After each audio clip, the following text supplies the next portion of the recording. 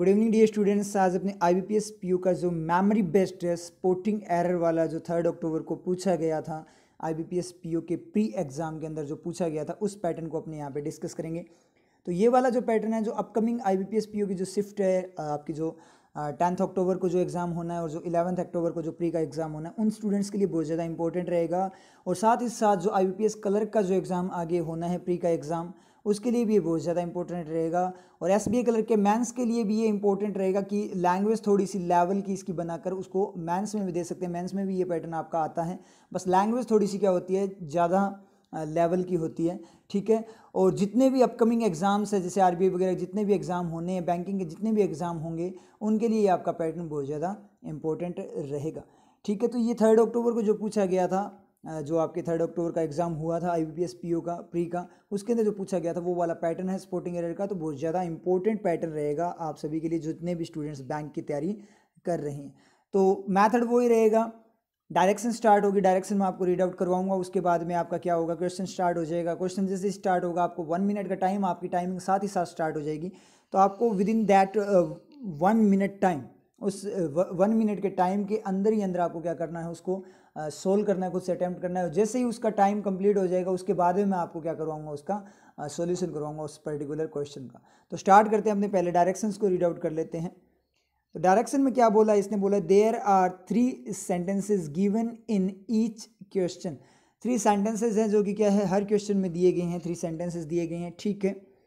Find the sentence या sentences which is are grammatically correct. आपको वो सेंटेंस फाइंड करना है कौन सा जो ग्रामेटिकली करेक्ट हो, मतलब एरर का जो क्वेश्चन है स्पोर्टिंग एरर का, इसमें आपको इनकरेक्ट वन फाइंड आउट नहीं करना है, इसमें आपको करेक्ट वन फाइंड आउट करना है। तो ये चीज़ आप एग्जाम में हमेशा ध्यान रखना। इंस्ट्रक्शंस को एक बार आप अच्छे से गो थ्रू किया करोगे वो पूछना क्या चाहता है, क्योंकि जैसे आपको एरर का क्वेश्चन दिखता है तो अपने क्या करते हैं डायरेक्ट एरर निकाल देते हैं, जिस पार्ट में एरर उसको कर देते हैं। लेकिन कई बार क्या होता है कि वो एरर फ्री पार्ट पूछते हैं कि अदर जो पार्ट्स आपके उनमें एरर हैं, ठीक है। जो एरर फ्री पार्ट है वो पार्ट आपने वहाँ पे सेलेक्ट करना है। तो यहाँ पे सेंटेंसेस दिए गए हैं 3, तो ये यहाँ पे से भी हो सकता है कि इनकरेक्ट वन को फाइंड आउट करना है कि कौन कौन से सेंटेंसेस इनकरेक्ट है वो फाइंड आउट करना है। लेकिन यहाँ पे जो है इंस्ट्रक्शन उसमें ये दिया गया है कि करेक्ट कौन कौन से हैं उनको फाइंड आउट आपने करना है। अब ज़रूरी नहीं है इस चीज़ को आप रट कर चले जाओ एग्जाम के अंदर, हो सकता है 10th और 11th को जो एग्जाम होगा उसमें वो इनकरेक्ट वन को पूछ ले। तो एक बार आप जो आपकी डायरेक्शंस है उनको एक बार अच्छे से गो थ्रू कर लेना। कन्फ्यूजन में मत रहना कि हमने मेमोरी बेस्ड किया था, सर ने मेमोरी बेस्ड करवाया था, हमने खुद ने भी बहुत सारे मेमोरी बेस्ड देखे थे तो उससे रिलेटेड हमने क्वेश्चंस किए थे, तो वहाँ पे करेक्ट फाइंड आउट करना था, क्योंकि मेमोरी बेस्ड के अकॉर्डिंग क्योंकि वहाँ पे करेक्ट ही पूछा तो आप करेक्ट ही आपके फिक्स हो जाएगा, तो आप करेक्ट फाइंड आउट करोगे तो प्रैक्टिस कर लोगे कि करेक्ट फाइंड आउट करना है। तो एग्जाम के अंदर कहीं स्पीड के चक्कर में इंस्ट्रक्शन ढंग से ना पढ़ो और करेक्ट वन फाइंड आउट कर दो, और पूछा हो इनकरेक्ट तो आपका गलत हो जाएगा, आता हुआ क्वेश्चन खराब हो जाएगा, नेगेटिव मार्किंग हो जाएगी और सिलेक्शन के चांसेस कम हो जाएंगे। तो ऐसा काम नहीं करना है, इसलिए डायरेक्शंस को एक बार क्या करना अच्छे से रीड आउट कर लेना। And mark your answer choosing the best possible alternative among the 5 options given below each question। मतलब जो 5 ऑप्शन है उनमें से जो करेक्ट वन है आपको जो बेस्ट आपका ऑप्शन है उसको क्या करना है चूज करना है। If all the sentences are correct choose E as your answer. अगर सारे के सारे सेंटेंसेज करेक्ट है तो आपको ई जो आपका ऑल आर करेक्ट होगा आई थिंक उसको क्या करना है आपने चूज करना है। तो स्टार्ट करते हैं क्वेश्चन, जैसे क्वेश्चन स्टार्ट होगा आपका टाइम स्टार्ट हो जाएगा। तो ठीक है फिर क्वेश्चन पे चलते हैं, योर टाइम स्टार्ट्स नाउ।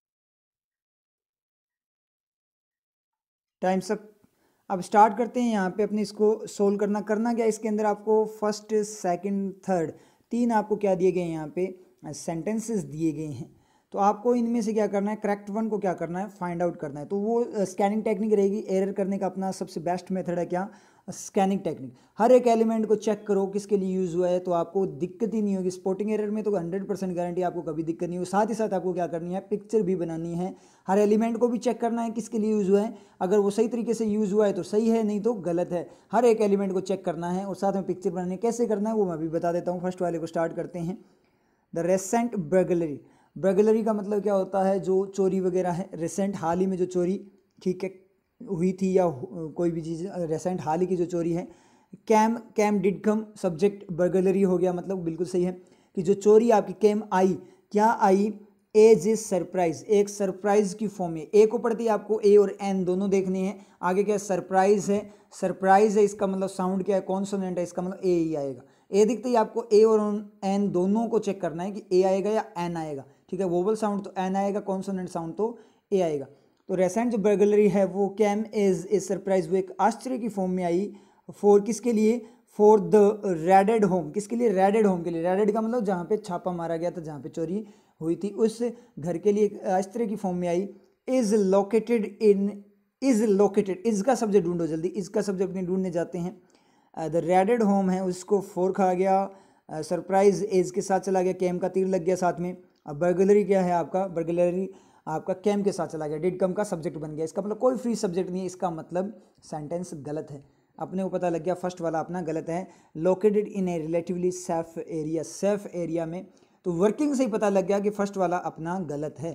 तो अपने करेक्ट वन फाइंड आउट करना है। तो इसका मतलब जिसमें फर्स्ट है वो सारे उड़ा दो, क्योंकि करेक्ट नहीं है वो। ए ऑप्शन गया, डी ऑप्शन गया और ई ऑप्शन भी गया। ऑल आर करेक्ट का मतलब फर्स्ट सेकंड थर्ड तीनों है, तो फर्स्ट तो आपका गलत है ही, तो ये अपना गलत हो गया। अब इसका कंप्लीट सॉल्यूशन के लिए एक बार पिक्चर बनाकर देखते हैं क्या बोलना चाहता है कि हाल ही की जो चोरी है वो एक सरप्राइज की फॉर्म में आई।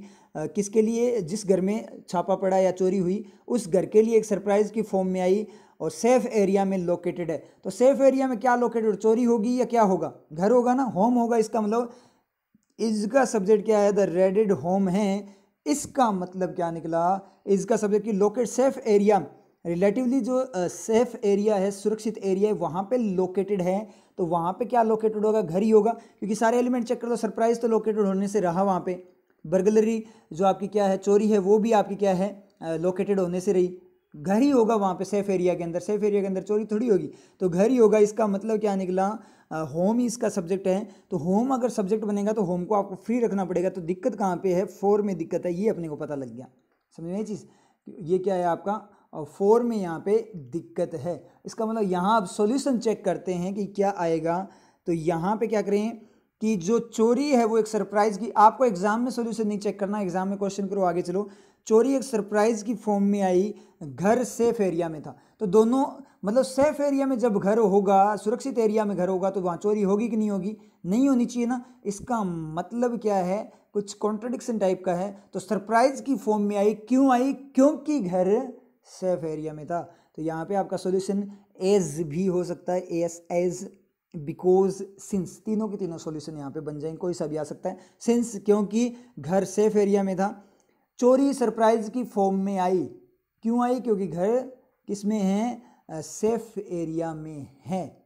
चोरी सरप्राइज की फॉर्म में आई क्योंकि, बिकॉज, सिंस, एज, कुछ भी यूज करो, ये आपका सॉल्यूशन हो जाएगा। अब कोई स्टूडेंट बोलेगा सर इस भी गलत है, वॉज होना चाहिए था ना, तो ये कोई ज़रूरी नहीं है। रिसेंट हाल ही, मान लो कल जो चोरी हुई थी उसकी बात कर रहा है, और घर क्या है, अभी भी क्या है, सेफ एरिया में। लोकेशन तो घर चोरी होने के बाद घर तो वहाँ कहीं, वहाँ से कहीं और तो नहीं भाग जाएगा ना, घर भागेगा तो नहीं ना कि वहाँ पे तो चोरी होगी, मैं तो यहाँ पे ना रहूँ, मैं तो कहीं और जाऊँगा। तो घर तो कहीं और जाने से रहा, घर तो उसी जगह पे है, तो आज भी उसी जगह पे, और चोरी 1-2 दिन पहले ही हुई थी, रिसेंट है। समझ में आया, तो इज, और इसमें कोई डिफरेंस नहीं है। कैम के कारण वॉज नहीं आएगा, इज भी आपका बिल्कुल सही है। पिक्चर बनाकर देखो, हो सकता है नहीं हो सकता कि जिस मतलब हाल ही की जो चोरी हुई थी 2-3 दिन पहले, वो एक सरप्राइज की फॉर्म है, क्योंकि जो जिस घर में चोरी हुई थी वो घर कहाँ पे है, सेफ एरिया में है। समझ में, सेफ एरिया में, अभी भी सेफ एरिया में है। तो इस तरीके से बात हुई है। इसका मतलब आपका वो तो सही है, इस वाली तो कोई दिक्कत नहीं है। और यहाँ फोर की जगह क्या आएगा, या तो एज करो, या सिंस करो, या बिकॉज करो। समझ में क्लियर है, फर्स्ट वाला क्लियर हो गया। सेकंड में चलें, फर्नीचर मेकर्स, जो फर्नीचर मेकर्स हैं, फर्नीचर बनाने वाले जो हैं, ऑफन यूज़, वो प्राय यूज़ करते हैं। डू यूज का सब्जेक्ट फर्नीचर मैकर्स, मैकर्स प्लूरल है ना, तो डू यूज ही आएगा, तो बिल्कुल सही है। यूज क्या यूज करते हैं, प्लेन, प्लेन का मतलब बिल्कुल नॉर्मल वाला। वूवन, वूवन का मतलब गुथा हुआ, ठीक है, गुंथा हुआ यहाँ पे। बर्लप, बर्लप का मतलब होता है मतलब टाट, टाट, टाट का मतलब क्या होता है, टाट, एक टाट वो भी होती है, मतलब समझ रहे हो ना आप कौन सी टाट होती है, जैसे टाट में ठोला मार दिया, ठीक है, उस तरीके से। तो ये टाट का मतलब टाट अपनी बोरा, बोरा बोल सकते हो, बोरे की बात कर रहे हैं। फर्नीचर मेकर्स ऑफन यूज करते हैं प्लेन बुर्लप, बोरे को यूज करते हैं, जो टाट है उसको यूज करते हैं, कोई दिक्कत नहीं है। आगे एज ए स्पोर्ट, किसकी तरह यूज करते हैं, एक्सपोर्ट की तरह यूज करते हैं। स्पोर्ट का मतलब सहारे की तरह यूज करते हैं। Of the inside of the couches and chairs, couches का मतलब सोफा वगैरह, चेयर्स, चेयर्स के इनसाइड अंदरूनी जो जगह हैं, अंदर की जो इनसाइड, चेयर्स का, काउचेज का जो इनसाइड है, उस इनसाइड के स्पोर्ट की फॉर्म में यूज करते हैं। तो इनसाइड के स्पोर्ट की फॉर्म में यूज करते हैं, सही जा रहा है क्या? मीनिंग चेक करो, आपको सही लगेगा अगर हिंदी में बोलोगे तो, लेकिन रियल मीनिंग देखो, स्पोर्ट ऑफ इनसाइड, तो स्पोर्ट ही किसका है, इनसाइड का। इसका मतलब स्पोर्ट कौन कर रहा है, इनसाइड स्पोर्ट कर रही है। समझ में आ रही है चीज? I got the support of the manager, I got the support of the manager. अब यहां से देखना, दोनों बातें चेक करना, support of the manager, support of the teacher. Support of the teacher का मतलब टीचर का सपोर्ट स्टूडेंट्स को मिलता है, टीचर सपोर्ट करता है, स्टूडेंट को सपोर्ट मिलता है। Support for the teacher, support for the teacher का मतलब अब बच्चों को टीचर को सपोर्ट करना है। समझ में आया चीज़? क्योंकि पैंडेमिक वगैरह चल रहा है, कोरोना वगैरह चल रहा है, तो कोचिंग्स वगैरह ऑफ है, तो बच्चों को जहाँ पे जो टीचर्स ऑनलाइन वगैरह जिस प्लेटफॉर्म पे पढ़ा रहे हैं, उस प्लेटफॉर्म पे बच्चों ने अब उन सर को सपोर्ट करना चाहिए। क्योंकि अब तक जब सर ने कोचिंग में आपको सपोर्ट किया था, तब आपकी ड्यूटी बनती है कि अब जब सर को ज़रूरत है, तो अब आप लोगों ने सर को क्या करना चाहिए, सपोर्ट करना चाहिए। तो पहले जो चलता था वो तो क्या था, सपोर्ट ऑफ द टीचर था, और अब जो चलना है, जो आपकी ड्यूटी है, वो क्या, सपोर्ट फॉर द टीचर होगा। समझ में आया आप चीज़ की? इस ये बात समझ में आई। तो जो बोरा है, जो बुर्लप है, वो सपोर्ट करने के लिए है, और जो काउचेस वगैरह के इनसाइड है, अंदरूनी भाग को सपोर्ट करना है। तो अंदरूनी भाग को सपोर्ट करना है, तो उसकी तरफ सपोर्ट जाना चाहिए, ना कि उसी का सपोर्ट ले रहे हैं वो। तो जो आपका काउचेस, जो आपका बुर्लप वगैरह जो है, जो टाट वगैरह है, वो सपोर्ट करेगी और उसे सपोर्ट मिलेगा, तो यहाँ ऑफ नहीं आएगा, ऑफ की जगह क्या आएगा, फोर आएगा। आई थिंक आप लोगों को क्लियर है, समझ में? एग्जाम्पल से आपको क्लियर हो गया, support of the teacher and support for the teacher.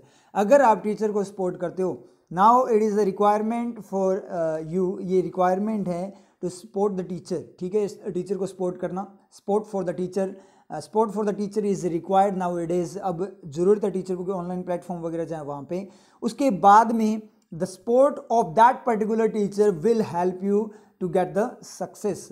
उस टीचर का जो सपोर्ट है वो आपकी हेल्प करेगा क्या करने में, सक्सेस प्राप्त करने में। तब आपको सपोर्ट ऑफ द टीचर मिलेगा। सब्जेक्ट में आपको टीचर का सपोर्ट है, सपोर्ट ऑफ द टीचर है, और उस तरीके से आपको क्या करना है, वैसे उस तरीके से मतलब मोटिवेशन की फॉर्म में बात करें, या फिर किसी भी फॉर्म में आपने बात करें, तो उस वे में आपने टीचर को रेटिंग वगैरह की फॉर्म में बात करें, तो वहाँ सपोर्ट फॉर द टीचर होगा। आई थिंक क्लियर हो गया होगा आपके। तो यहाँ पे 4 आएगा, ऑफ कीजिएगा। थर्ड में चलें, रेस्क्यूअर्स। रेस्क्यूअर्स का मतलब क्या होता है, जो बचाव, बचाने वाले, बचाव दल वगैरह। वर फोर्स्ड, तो सेकंड भी गलत है आपका, सेकंड गलत है, तो बी ऑप्शन भी अपना गया, ऑप्शन सी बचा, ये अपना क्लिक है, हो जाएगा। तो पढ़ते हैं, rescuers were forced to abandon their search. Abandon का मतलब रोकने के लिए, अपनी सर्च जो खोज है उसको रोकने के लिए उन्हें फोर्स किया गया। वर फोर्स, फोर्स्ड फॉर्म में थे, उनको फोर्स किया गया था उनकी सर्च को रोकने। तो बिल्कुल सही है सेंटेंस, कोई दिक्कत नहीं। रेस्क्यूअर्स प्लूरल है, वर आपका बिल्कुल सही। क्लियर हुआ, समझ में? अब नेक्स्ट वाला क्वेश्चन आपका सही जाना चाहिए, तो स्टार्ट करते हैं। स्कैनिंग टेक्निक यूज़ किया करो, पिक्चर बनाया करो, कभी दिक्कत नहीं होगी। स्पॉटिंग एरर में 100% गारंटी है, कभी दिक्कत नहीं होगी अगर आप स्कैनिंग टेक्निक यूज़ करोगे साथ में पिक्चर बनाते हुए, तो कभी भी दिक्कत नहीं होनी। हर एक एलिमेंट को चेक करना होता है। तो नेक्स्ट वाले क्वेश्चन में चलते हैं, और जैसे क्वेश्चन स्टार्ट, टाइम आपका start, your time starts now.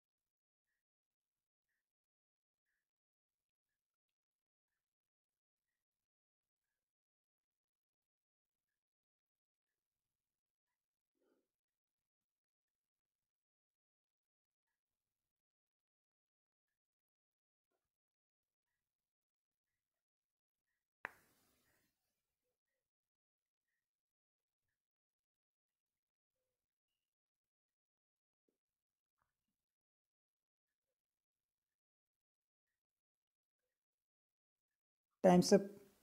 Start करते हैं इसको सोल्व करना, वही मेथड सेम का सेम, स्कैनिंग टेक्निक। तो फर्स्ट वाला पढ़ना स्टार्ट करते हैं।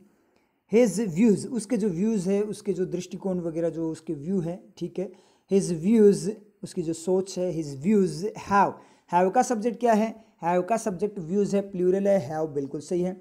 हैव एक्साइटेड, उसके जो व्यूज़ हैं उन्होंने एक्साइट कर दिया, मतलब प्रेरित किया, बढ़ाया, बढ़ावा दिया किसको? ए लाइवली कंट्रोवर्सी, एक जीवंत जो कंट्रोवर्सी है, जो विरोधाभास है, उसको उसने उकसाया, बढ़ाया, उसके व्यूज़ ने। Among controversy among fellow scientist, fellow का मतलब जो साथी साइंटिस्ट हैं, वैज्ञानिक हैं, उनके बीच में जो कंट्रोवर्सी लाइवली जीवंत जो चल रही कंट्रोवर्सी है, उसको उसने एक्साइट कर दिया, उसके व्यूज़ ने, मतलब उसके व्यूज़ के कारण कंट्रोवर्सी और ज़्यादा बढ़ गई। कोई दिक्कत नहीं। फर्स्ट वाला अपना करेक्ट है। तो ओनली सेकंड नहीं होगा, ओनली थर्ड नहीं होगा, इसका फर्स्ट तो होगा। तो 3 ऑप्शन बचेंगे, ऑल आर करेक्ट में फर्स्ट आई। सेकंड को पढ़ते हैं। ईदर पार्टी, 2 पार्टी की बात हो रही है, उनमें से कोई भी एक, either party have the right, कोई भी पार्टी है उनमें, मतलब पार्टी 2 पार्टी होती है ना, जैसे बीजेपी कांग्रेस होगी। हैव द राइट, उसके पास अधिकार है। हैव का सब्जेक्ट क्या? ईदर पार्टी है। तो ईदर क्या होता है? सिंगुलर को बता, 2 में से एक को सिलेक्ट करता है, दोनों में से कोई भी एक, दोनों में से एक को सिलेक्ट करे, या तो वो या फिर वो। तो इधर आपका क्या बताता है? सिंगुलर को बताता है। इधर पार्टी, दोनों में से कोई भी एक पार्टी, ठीक है, मतलब दोनों के पास, दोनों या इसके पास भी है या इसके पास, मतलब दोनों के पास एक टाइप से क्या है? अधिकार है।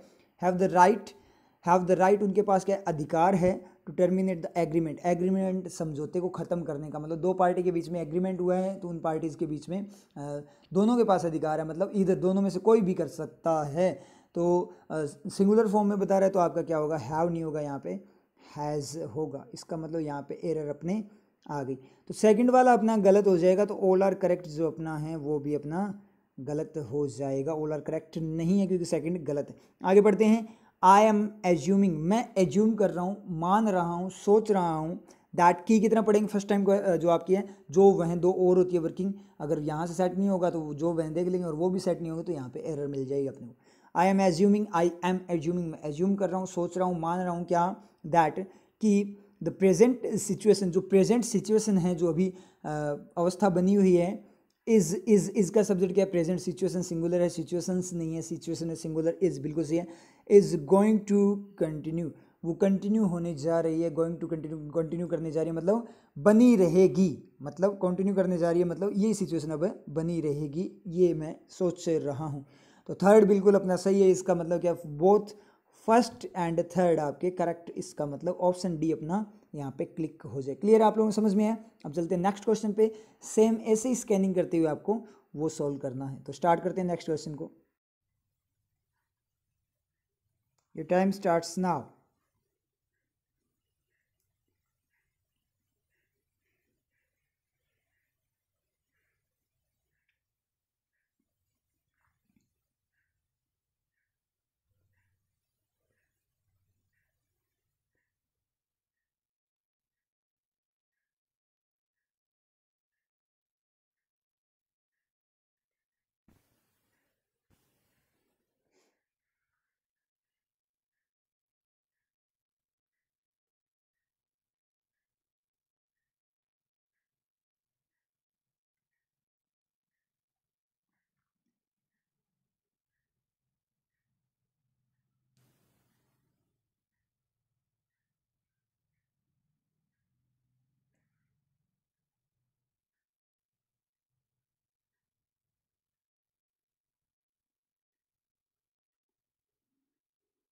टाइम सब।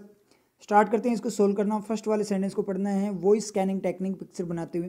प्रेज का मतलब प्रशंसा। ऑलवेज का मतलब हमेशा। स्टिमुलेट्स, डज स्टिमुलेट का सब्जेक्ट क्या? प्रेज, जो कि सिंगुलर है, तो डज स्टिमुलेट ही आएगा, डू स्टिमुलेट नहीं आएगा। बिल्कुल सही जा रहे हैं। प्रशंसा हमेशा स्टिमुलेट प्रेरित करती है, किसे? हिम, उसे प्रेरित करती है। टू मेक, कुछ करने के लिए, क्या करने के लिए, क्या बनाने के लिए? ग्रेटर एफर्ट्स, मतलब ग्रेटर का मतलब कंपैरिजन में ज़्यादा, पहले के मुकाबले में ज़्यादा। जब भी प्रेज की जाती है तो पहले जो किया था उसने एफर्ट्स, कोशिश की थी, उससे ज़्यादा बड़ी कोशिश मैक करने में उसे स्टिमुलेट करती है। इसका मतलब प्रेज जो है, प्रशंसा है, वो हमेशा उसे प्रेरित करती है, क्या करने के लिए? ज़्यादा तगड़े वाले कोशिशें करने के लिए। तो बिल्कुल सही है, फर्स्ट वाला बिल्कुल सही जा रहा है। इसका मतलब ओनली सेकंड नहीं होगा, ओनली थर्ड भी नहीं होगा, क्योंकि फर्स्ट तो आएगा। नेक्स्ट वाला पढ़ें, द हाउसेज, क्या दिखाई दिए, बहुत सारे घर दिखाई दिए, पिक्चर में क्या दिखाई दिया, बहुत सारे घर दिखाई दिए। वर का सब्जेक्ट क्या है, हाउसेज, हाउसेज क्या मोर देन वन है, प्लूरल है, इसका मतलब वर ही आएगा, वॉज नहीं आएगा।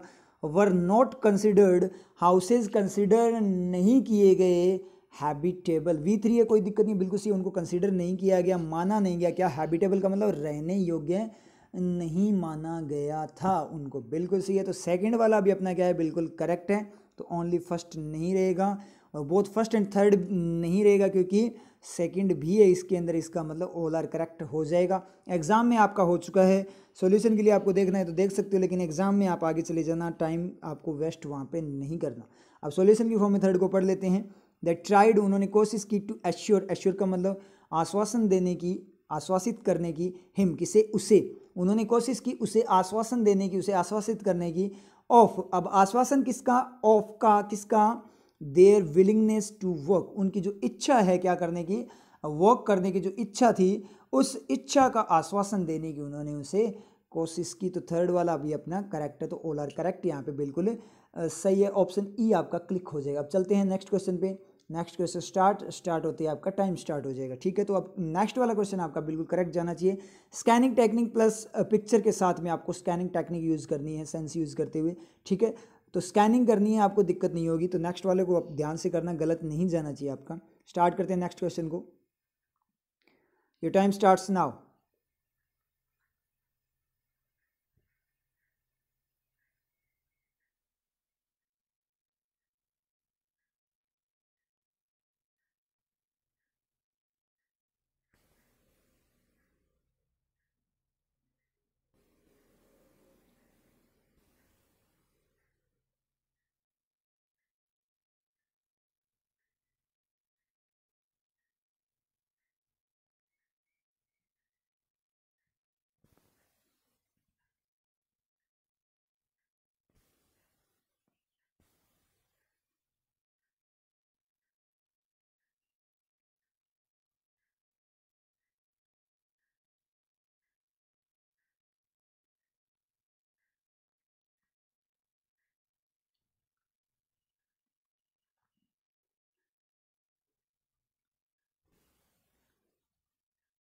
टाइम सब स्टार्ट करते हैं सोल्व करना। वो स्कैनिंग टेक्निक पिक्चर बनाते हुए शुरू करते हैं फर्स्ट वाले को। द इशू, बात हो रही है किसी इशू, मुद्दे की, ऑफ, किसका इशू, ऑफ एनिमल एक्सपेरिमेंटेशन, मतलब प्रयोग वगैरह एनिमल पे जो प्रयोग किए जाते हैं।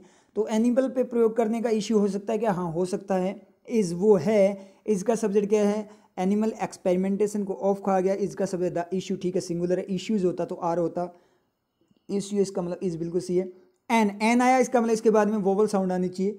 एन इमोटिव, इमोटिव ई की साउंड यानी वोवल साउंड, इसका मतलब एन भी बिल्कुल सही है। इज एन इमोटिव सब्जेक्ट, वो एक विषय है। इमोटिव का मतलब भावना वाला, भावोत्तेजक बोलते हैं इसको, मतलब भावना की उत्तेजना बढ़ाने वाला, मतलब भावुक कर देने वाला क्या है, एक विषय है। कोई दिक्कत नहीं है, फर्स्ट वाला अपना करेक्ट, फर्स्ट में कोई दिक्कत नहीं है। तो बी ऑप्शन अपना क्या हो जाएगा, इनकरेक्ट हो जाएगा, क्योंकि ओनली सेकंड है और ओनली थर्ड सी में, वो भी आपका इनकरेक्ट हो जाएगा, यहाँ से एलिमिनेट हो जाएगा। आगे पढ़ते हैं। द किंग एग्रीड, राजा मान गया, एग्री कर गया, फॉर डिजोल्व, अब डिजोल्व आपका V1 होता है, ठीक है, डिजोल्व आपका क्या होता है, V1 होता है। डिजोल्व द प्रेजेंट कमीशन, और वैसे भी देखें अगर डिजोल्व नाउन तो वैसे ही नहीं होगा, तो डिजोल्व द प्रेजेंट कमीशन का मतलब प्रेजेंट कमीशन को डिजोल्व करना। तो एक्शन की फॉर्म में जा रहा है ना, एक्शन की फॉर्म में जा रहा है, तो इसका मतलब ये V1 ही है। डिजोल्व द प्रेजेंट कमीशन, आगे तीर जाएगा ना, उसको सेटिस्फाई करने, कमीशन का मतलब प्रेजेंट जो आयोग है उसको, डिजोल्व का मतलब उसको खारिज करना है। तो एक्शन की फॉर्म में डिजोल्व यूज हुआ है। तो एक्शन V1 होगा तो 4 के बाद, दीवार के बाद में सर्वाइव नहीं करेगा, प्रीपोजिशन की दीवार के बाद में सर्वाइव नहीं करेगा, इसका मतलब 4 अपना गलत है। यहाँ पे क्या आएगा, 2 आना चाहिए था। और 2 किसकी फॉर्म में आएगा, प्रीपोजिशन की फॉर्म में नहीं आएगा। प्रीपोजिशन की फॉर्म में तो सर्वाइवल है ही नहीं वहाँ पे, क्योंकि वो अकेला सर्वाइव नहीं कर सकता, उसको मॉडल चाहिए, ठीक है। तो यहाँ 2 एज ए मॉडल आएगा। तो क्या है, राजा मान गया क्या करने के लिए, प्रेजेंट जो कमीशन था, आयोग था, उसको डिजोल्व, उसको खारिज, रद्द करने के लिए मान गया था। तो इसका मतलब सेकंड वाला अपना गलत है, इसका मतलब ऑल आर करेक्ट अपना गलत हो जाएगा। नेक्स्ट में चलें, सी हैज़ एंडोड, एंडो का मतलब प्रदान करना, दान करना। सी हैज़ एंडोड, उसने प्रदान किया, प्रदान कर चुकी है, विद इंटेलिजेंस, बुद्धिमत्ता के साथ, एज वेल एज ब्यूटी, और ब्यूटी के साथ, बुद्धिमत्ता और ब्यूटी के साथ वो प्रदान कर चुकी है। क्या प्रदान कर चुकी है, सी हैज़ एंडोड, वो प्रदान कर चुकी है, with intelligence as well as beauty, intelligence और ब्यूटी के साथ वो प्रदान कर चुकी है। कोई मीनिंग नहीं आ रहा इसका, अपना नॉनसेंस मीनिंग जा रहा है इसका, मतलब थर्ड भी अपना गलत, तो डी ऑप्शन भी अपना गलत ऑप्शन हो जाए ओनली फर्स्ट। अब यहाँ पे अपने बात करें सी हैज़ एंडोड, उस वो प्रदान, अगर सॉल्यूशन की बात करें वो प्रदान कर चुकी है, बुद्धिमत्ता और सुंदरता के साथ प्रदान कर चुकी है, दिमाग और सुंदरता के साथ वो प्रदान कर चुकी है। क्या प्रदान कर चुकी है, कोई मीनिंग नहीं है, तो क्या होगा, वो क्या है, एंडोड है, भरी हुई है, मतलब प्रदान की हुई है, मतलब भगवान के द्वारा उसको दिया गया है। किसके साथ वो एंडोड है, एंडो का मतलब प्रचुर मात्रा होना, प्रदान करना किस चीज़ को, ठीक है। तो अगर मैं बात करूँ सी हैज़ बीन एंडोड या सी इज़ एंडोड का मतलब क्या है, पैसिव फॉर्म में चला जाएगा, मतलब वो प्रदानित है, मतलब उसे भगवान के द्वारा दिया गया है। किस चीज़ के साथ प्रदानित है, वो इंटेलिजेंस और ब्यूटी के साथ वो भरी हुई है, मतलब उसको दानित है, मतलब दान मिला हुआ है किसका, ब्यूटी और इंटेलिजेंस का, भगवान के द्वारा ब्यूटी और इंटेलिजेंस का दान मिला हुआ है, मतलब वो खुद दान की फॉर्म में है, दान उसको दिया गया, ना कि वो दे रही है किसी को दान, दान उसी को मिला हुआ है ब्यूटी और इंटेलिजेंस का, किसके द्वारा, भगवान के द्वारा। तो क्या आएगा, सी इज एंडोड आएगा, समझिए, सी इज एंडोड यहाँ पे आएगा, तो यहाँ पे इज आएगा, इसका मतलब सॉल्यूशन मिल गया ना आपको। तो अपना जो ऑप्शन सही है वो क्या है, ओनली फर्स्ट आपका सही है। तो एग्जाम में ध्यान रखना कि वहाँ पे उसने इनकरेक्ट फाइंड आउट करने के लिए बोला है या करेक्ट फाइंड आउट करने के लिए बोला है, तो एक बार इंस्ट्रक्शन को थोड़ा अच्छे से रीड आउट कर लेना, कहीं आता क्वेश्चन खराब मत कर लेना, जानबूझकर अपने पैर पे कुल्हाड़ी मारकर अपना सिलेक्शन खराब मत कर लेना, थोड़ा ध्यान रखना इस चीज़ का। क्लियर है, समझ में आया आप लोगों के। तो इस तरीके से क्या करना है आपको, स्पॉटिंग एरर करनी है। मैक्सिमम स्टूडेंट यही बोलते हैं सर स्पॉटिंग एरर में हमसे दिक्कत होती है, स्पॉटिंग एरर का हमसे हैंडल नहीं होता, हमें समझ में नहीं आता। तो स्पॉटिंग एरर का मेथड मैंने आपको बताया, स्पॉटिंग एरर का जो मेथड है वो मेथड आपका क्या है, स्पॉटिंग एरर के लिए आपको स्कैनिंग टेक्निक यूज़ करनी है, साथ में पिक्चर बनानी है और साथ में स्कैनिंग टेक्निक यूज़ करनी है। आपको गारंटी 100% आपकी स्पॉटिंग एरर में कभी भी दिक्कत नहीं होगी अगर आप ये टेक्निक कैच कर लेते हो। तो इस टेक्निक पे ज़्यादा से ज़्यादा वर्क करो, और जितनी भी अपनी स्पॉटिंग एरर्स की जितनी भी अपने प्रीवियस क्लासेस कर रखी है उन सभी क्लासेस को आप क्या करो, वापस से रिवाइज करो। पैटर्न हैंडलिंग की जो प्लेलिस्ट है उसमें आपको मिल जाएगा। तो ज़्यादा से ज़्यादा इन चीज़ों को रिवाइज करो, टेक्निक कैच करने की कोशिश करो, क्योंकि अब अपने पास इतना ज़्यादा टाइम नहीं है। अभी IPS PO का एग्ज़ाम तो हो जाएगा आपका, लेकिन उसके बाद IBPS कलर का एग्ज़ाम फिर और आ जाएगा, उसके बीच में आपके मेंस के एग्ज़ाम भी आ जाएंगे। तो इसलिए इतना ज़्यादा टाइम नहीं है आप लोगों के पास, इसलिए ज़्यादा से ज़्यादा इंग्लिश की प्रैक्टिस किया करो, आलस मत किया करो। ठीक है, क्लियर, आप लोगों को समझ में आया? तो ठीक है, फिर मिलते हैं नेक्स्ट क्लास में। सागर का ये नमकीन जल जब भाप बनकर उड़ता है तो मेघ का रूप ले लेता है, किंतु मेघ में परिवर्तित होने के पश्चात वो नमकीन जल मीठा हो जाता है। इसी प्रकार जीवन में भी यदि कहीं से नकारात्मकता मिले तो इसका अर्थ ये नहीं कि हम उसे सकारात्मक नहीं बना सकते। यदि संकल्प शक्ति दृढ़ हो तो आप भी उस मेघ की भांति नमकीन जल को मीठे जल में परिवर्तित कर सकते हैं, नकारात्मकता को सकारात्मकता में बदल सकते हैं। केवल इच्छा शक्ति अटल होनी चाहिए। नीतियां मेरी, नियति आपकी।